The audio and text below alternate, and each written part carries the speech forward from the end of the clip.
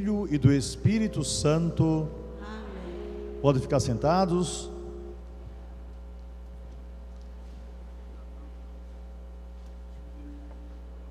Uma boa tarde para todos e para todas.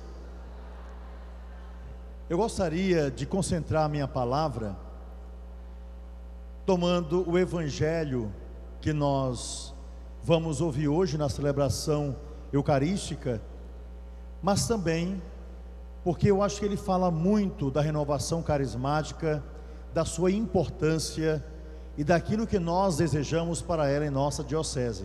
Para mim, naturalmente, uma alegria muito grande poder estar aqui com vocês e saber que unidos nós, a cada dia, vamos dando um novo fôlego, nova graça, aquilo que o Espírito Santo deseja fazer em nossas vidas, para que nós também possamos fazer como membros da RCC. O Evangelho de hoje nos diz o seguinte: naquele tempo, Jesus, cheio do Espírito Santo, voltou do Jordão e no deserto ele era guiado pelo Espírito. Ali foi tentado pelo diabo durante 40 dias. Não comeu nada naqueles dias e depois disso sentiu fome. O diabo disse então a Jesus: se és filho de Deus, manda que esta pedra se mude em pão. Jesus respondeu: a Escritura diz, não só de pão vive o homem.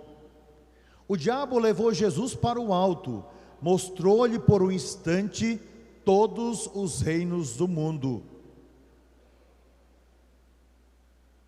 E lhe disse: eu te darei todo esse poder e toda a sua glória, porque tudo isso foi entregue a mim e posso dá-lo a quem eu quiser. Portanto, se te prostrares diante de mim em adoração, tudo isso será teu. Jesus respondeu: a Escritura diz, adorarás o Senhor teu Deus e só a Ele servirás.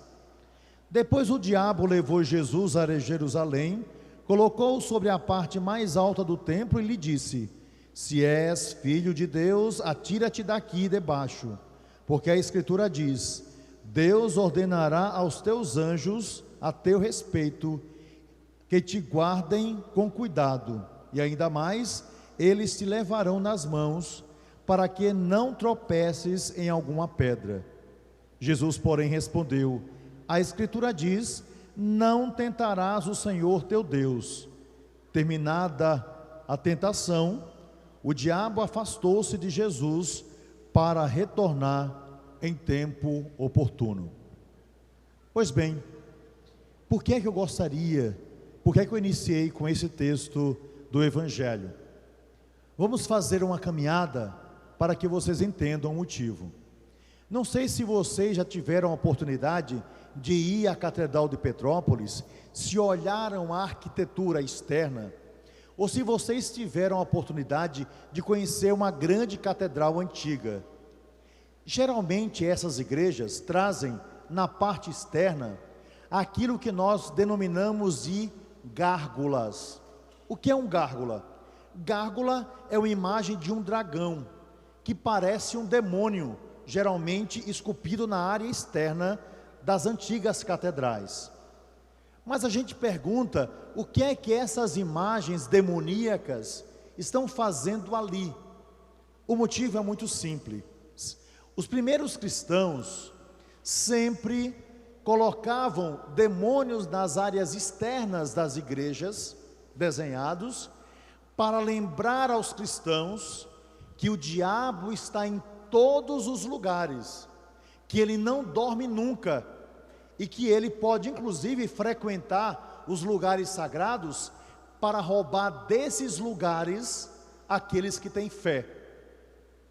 Portanto, nenhum de nós pode esquecer que o diabo não dorme nunca, que o diabo está sempre alerta, que o diabo deseja sempre nos tirar do caminho da salvação, principalmente aqueles que lutam com coragem para fazer com que Jesus chegue ao coração dos homens e das mulheres. Ora, o diabo nos tenta hoje, O diabo tentou Jesus no evangelho de hoje. Jesus estava 40 dias, no deserto, jejuando. Por quê?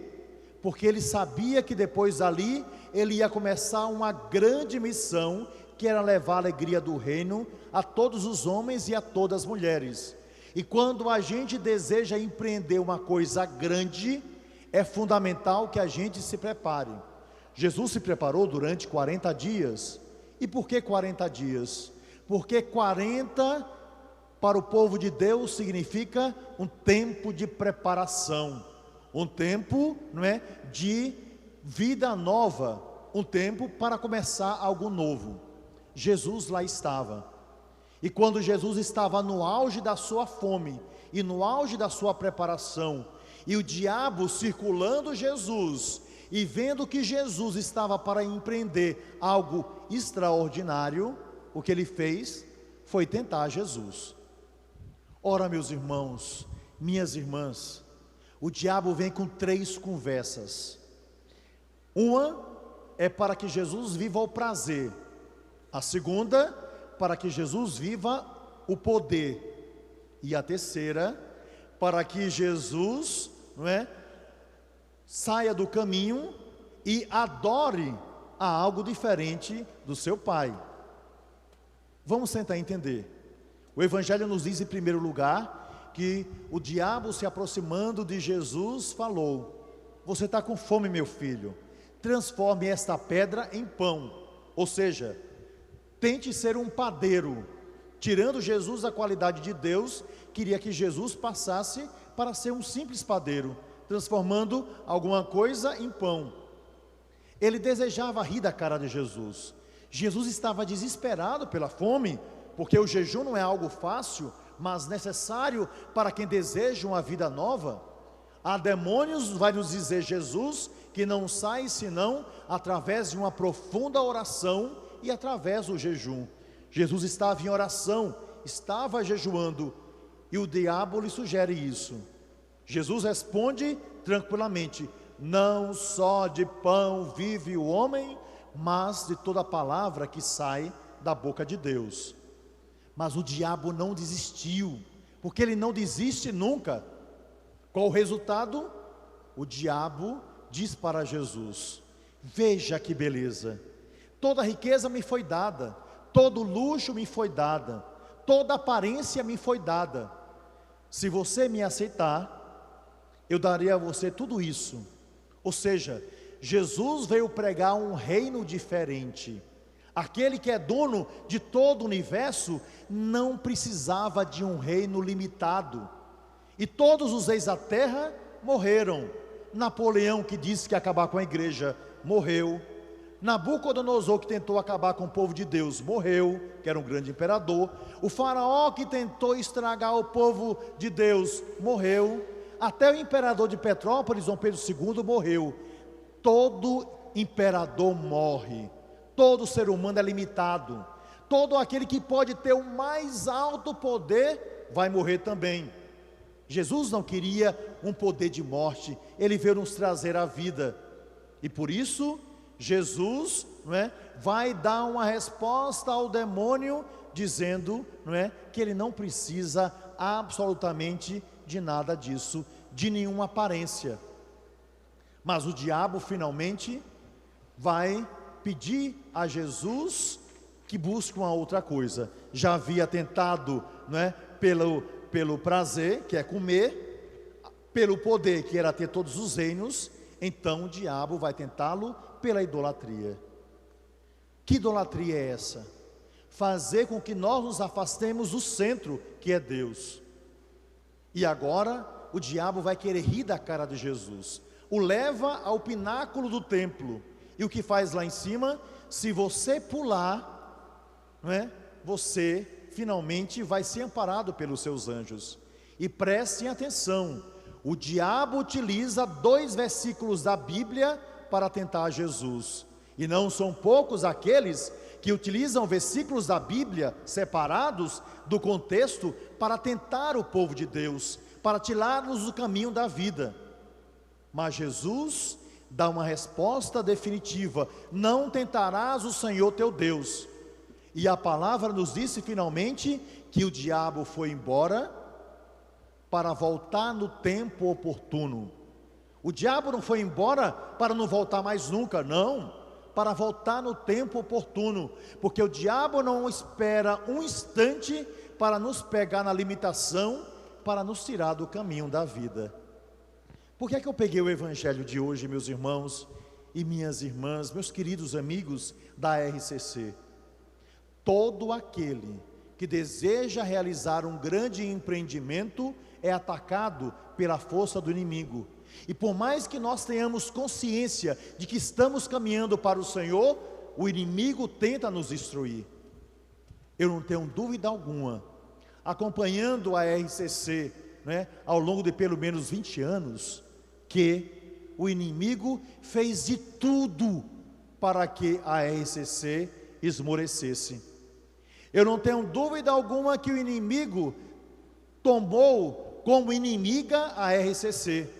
Por quê? Porque a RCC tocou corações, a RCC transformou inegavelmente a vida da igreja nos últimos anos. A RCC contribuiu para uma obra maravilhosa de irmãos e irmãs que estavam como que adormecidos dentro do cristianismo, e lá estava a renovação carismática, levando a palavra de Deus para as pessoas, pregando a palavra com coragem, com alegria, falando ao coração de homens e mulheres. Ali estavam os grupos de oração, desejosos de uma vida nova, vidas que foram transformadas, famílias que saíram da miséria pessoal para o projeto maravilhoso de Deus, e a obra se fez.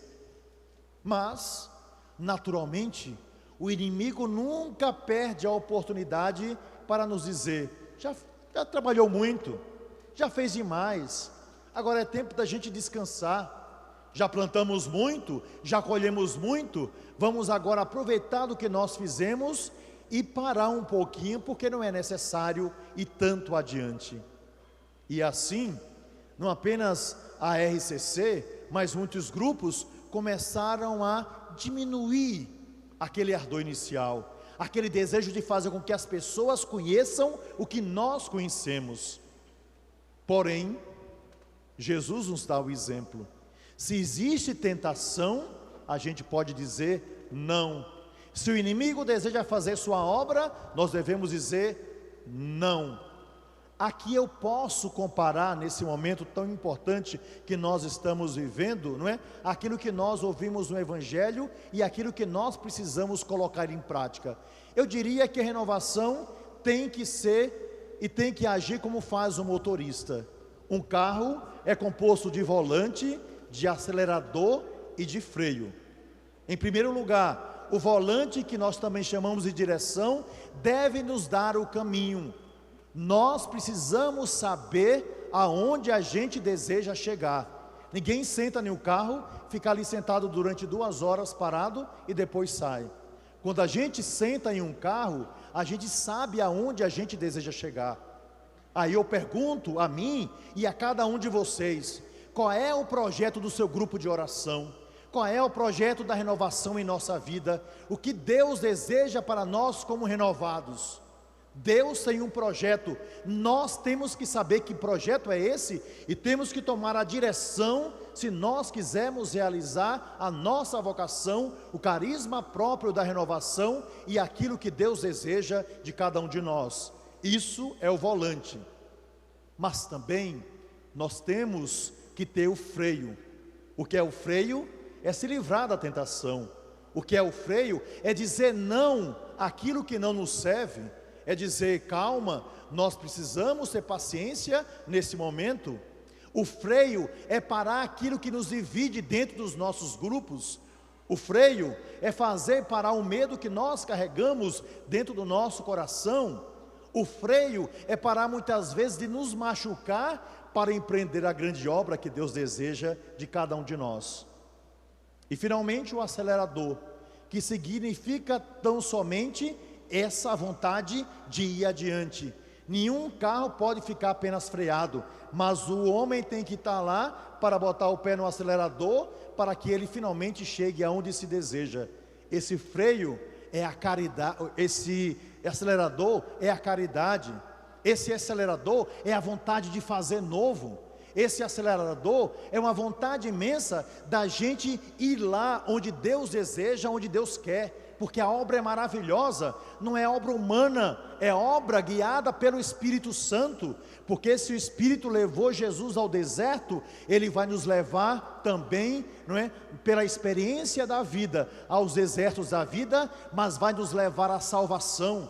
E a salvação não é só para mim, a salvação é para todos, e nós somos responsáveis pela salvação desse mundo descrente, que busca exatamente aquilo que o diabo estava nos dando hoje no Evangelho, querendo que Jesus aceitasse, viver pelo prazer, viver pelas aparências do poder, e viver pela idolatria, totalmente longe de Deus, sem se voltar para aquele que é o Senhor.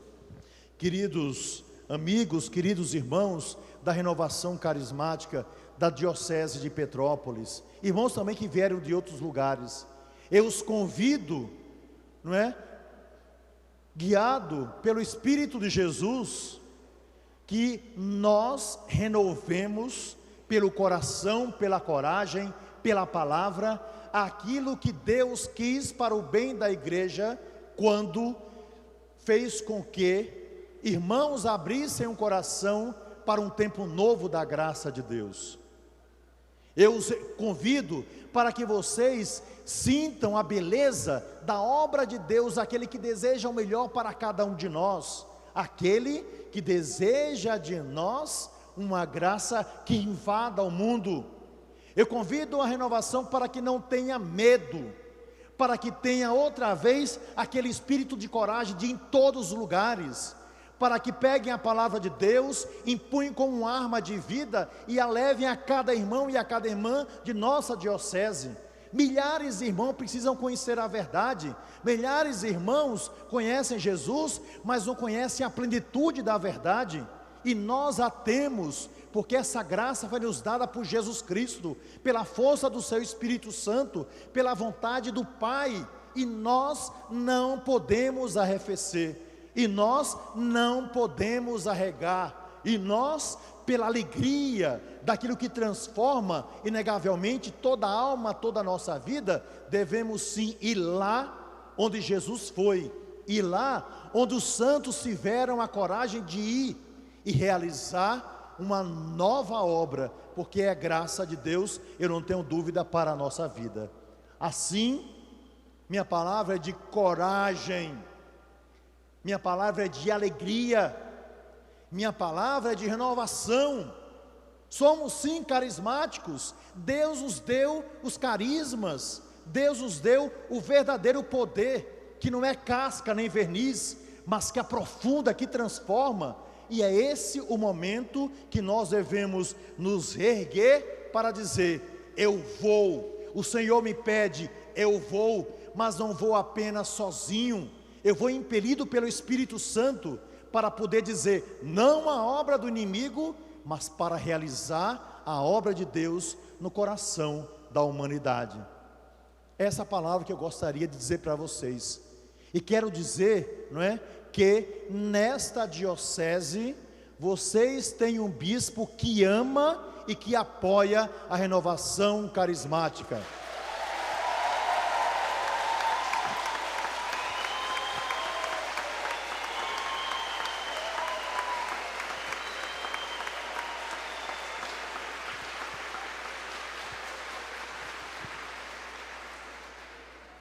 E como agora, já nós temos, né, a presença de Jesus pela Eucaristia, Padre Bruno vai celebrar agora a Eucaristia, eu não quero me prolongar mais, mas gostaria de contar uma historinha para vocês, né, para concluir aquilo que eu gostaria de dizer, inspirado pela palavra e pela alegria de vê-los aqui nesse instante. A palavra diz o seguinte, é uma história bem conhecida, certamente vocês já conhecem, mas como crianças às vezes precisamos repetir, para que a palavra entre em nossa vida, e para que ela se torne verdadeiramente, né, vivência, possibilidade para todos nós. A história diz o seguinte: um pai trabalhava muito e todos os dias chegava em casa muito cansado, mas quando ele abria a porta de sua casa, ele era totalmente restaurado pela presença de seu filho, que sempre estava no sofá assistindo o programa de televisão, mas quando via abrindo a porta, corria e o abraçava, e aquele abraço restaurava tudo. Ele se inclinava, beijava a cabeça do seu filho e depois era só alegria. Mas naquele dia foi diferente. Ele chegou em casa, abriu a porta como de costume, e como de costume, o menino estava lá sentado, mas o menino estava diferente. O menino trazia na mão direita uma maçã e na mão esquerda uma outra maçã. Quando o menino viu o pai, se levantou, saiu correndo e mesmo com dificuldade o abraçou com aquelas duas maçãs. O pai, vendo aquelas maçãs tão substanciosas, disse para o filho: meu filho, você tem duas maçãs aí em suas mãos. O jantar só sai lá pelas 8 horas. Você se importa de me dar uma maçã? E o garoto, que tinha 5 anos de idade, não teve dúvida, disse: claro, papai, que eu posso lhe dar uma maçã. O garoto então pegou a maçã da mão direita, deu uma dentada, experimentou a maçã com todo prazer. Depois pegou a maçã da mão esquerda, deu uma dentada e a experimentou com todo prazer. Depois disso, deu uma das maçãs a seu pai. Ora, quando o pai viu aquela maçã mordida, virou o lado mordido para o filho e disse: foi isso que eu ensinei a você? Dar um alimento já experimentado? Dar um alimento já mordido para as pessoas? Foi isso que eu e sua mãe lhe ensinamos? Então o menino, na sua simplicidade, olhando para o pai com todo o amor e com todo o carinho, disse: não, papai, não é isso que o senhor está pensando, não.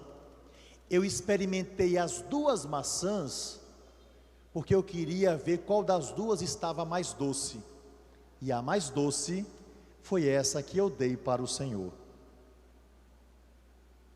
Moral da história: Deus experimentou coisas maravilhosas, mas aquilo que ele havia experimentado de mais doce e de mais belo, ele deu à igreja.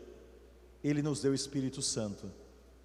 Deus experimentou muitas possibilidades, mas a mais doce ele deu à igreja, e essa se chama Renovação Carismática Católica.